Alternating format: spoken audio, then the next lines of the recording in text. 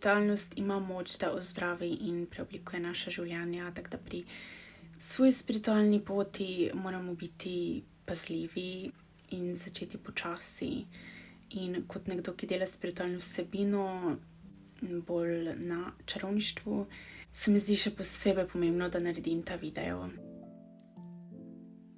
TikTok kot platforma uspeva na hitrih videih, ki poenostavijo zapletene informacije spiritualnosti, in to lahko nekatere ljudi hitro privede do psihoze. Ljudje postanejo čisto zmedeni, ker niti ne vejo, kako začeti, in hitro izgubijo stik z realnostjo, kar vodi v zlom samega sebe. What does that mean?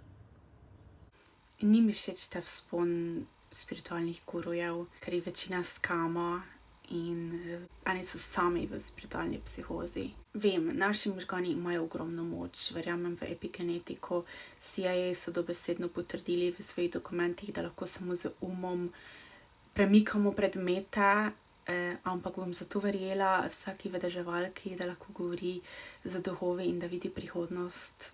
Ne. Na TikToku so tudi popularne tarot karte, na primer.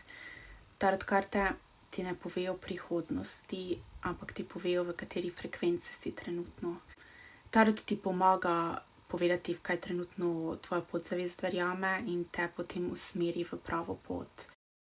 Spiritualna psihoza je stanje, kjer intenzivne duhovne izkušnje vodijo v stanje duševnega in čustvenega neravnovesja. Se to stanje pojavi, ko človekovo duhovno potovanje ali prakse sprožijo zlom v njihovih običajnih mentalnih procesih. Posledica tega so lahko halucinacije, blodnje in globok občutek dezorientacije. Koncept nakazuje, da čeprav se te izkušnje lahko začnejo kot pristna spiritualna zavedanost, lahko hitro prerase v spiritualno psihozo, še posebej, če smo nagnjeni k paranoji. Veliko kristjanov ima religijsko psihozo. Večkrat zasledim, da govorijo o tem, kako se bo Jezus vrnil in bo Judgment Day in bomo tisti, ki ne častimo Boga, kaznovani. In ta strah in paranoja sta še lahko v tem primeru bolj nevarna, ker je pri krščanskih skupnostmi, še posebej Jehove priče, to bolj normalizirano. Ker krščanstvo je v bistvu zgrajeno na strahu. Zdaj, kaj je razlika med spiritual awakening, duhovnim prebojanjem, in spiritualno psihozo? Ker za neka oseba, ki ne ve nič o tem, ne bo vedela ločiti, kdo ima psihozo in kdo, vsaj po prvi interakciji, ne. Duhovno prebojanje, na primer, je globoka preobrazba v zavesti, kjer oseba pridobi globoke vpoglede, povečano zavedanje in občutek povezanosti z vesoljem ali višjo silo. Ta proces običajno zaznamuje povečan notranji mir, jasnost in čustveno stabilnost. Pogosto se odvija postopoma in je integrirano skozi čas, kar vodi do globljega razumevanja sebe in vesolja. Duhovna psihoza, stanje, v katerem duhovne izkušnje postanejo močne, kar vodi v zmedo, paranojo, zablode ali izgubo stika z realnostjo. Lahko vključuje slišanje glasov, videnje vizij ali prepričanje, da ima nekdo božansko poslanstvo na način, ki moti vsakodnevno delovanje. Če izkušnja poveča jasnost, ljubezen, sočustvovanje, povezanost, boljša intuicija, neki notranji mir, potem gre za duhovno prebojanje. Če pa vodi v strah, disfunkcijo in paranojo, potem pa je psihoza.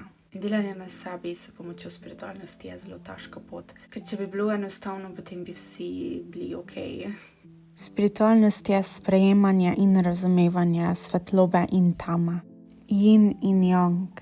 Ko se nekdo začne spuščati v spiritualne prakse, jaz vedno opozorim, kako pomembna je prizemljenost.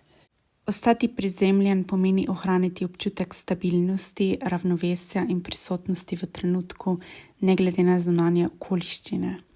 Biti prizemljen ti pomaga ostati miren pod pritiskom, sprejemati jasne odločitve in ohraniti močno povezavo s sabo in realnostjo. Vključuje prakse, ki spodbujajo pozornost, samozavedanje in globoko povezanost s sedanjostjo.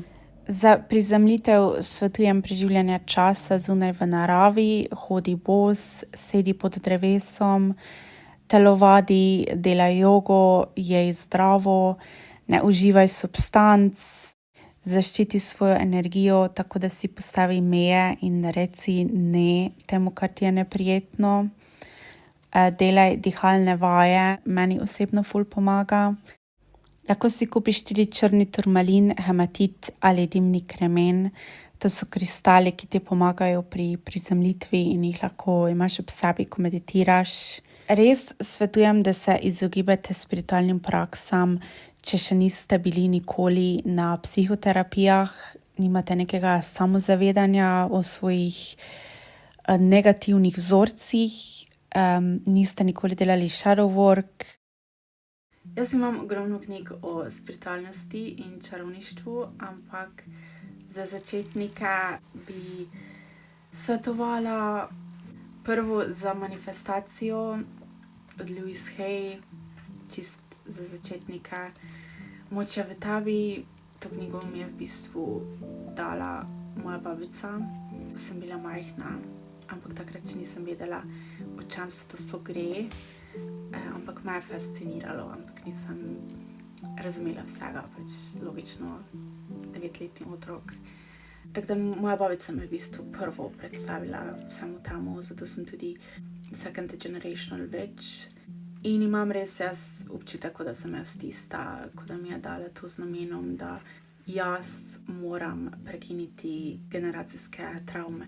Potem še imam od Joe Dispenza vodene meditacije, govori ful o epigenetiki. Potem še svetujem tudi to knjigo, Frekvenca, od Penney Peirce. To sem dobila od mojega fanta za rojstni dan in obožujem.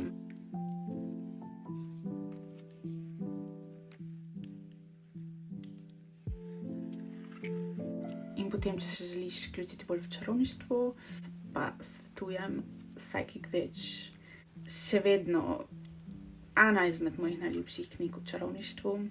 Odlična je, vse super informacije, vaje, kako se zvišati intuicijo. Prebrala sem jo samo enkrat, moram še večkrat, da vse analiziram, vse bolj zaštekam. Jaz, na primer, častim grško boginjo Afrodito oziroma po rimljanski mitologiji Venero in imam za njo oltar. To je edina boginja, ki jo častim. Sledim bolj paganizmu, pač rekla bi, da sem pagan. Vključim jo pač v moj vsak dan, ker mi pomaga ful pri energijski zaščiti, samozavesti, ljubezni do sebe. Ker ona je ful ženstvena boginja in mi je ful pomagala, da sem sprejela svojo žensko energijo in zljubila moje telo in zljubila biti ženska v bistvu. Vem, da bi se nekdo mislil, da sem jaz tista, ki ima psihozo, ampak jaz se zavedam, da ona zdaj fizično ne obstaja in nikoli ni, ampak verjamem pa ful v njeno energijo. V antičnem času so jo ful častili in dalj časa nekaj obstaja, več energije ima. Enako Evil Eye simbol, sigils, pentagram je tudi ful star simbol, ima tudi ogromno moč zaščite. Ok, mislim, da je to vse. Najpomembnejše stvari sem razložila. Hvala za ogled, subscribe.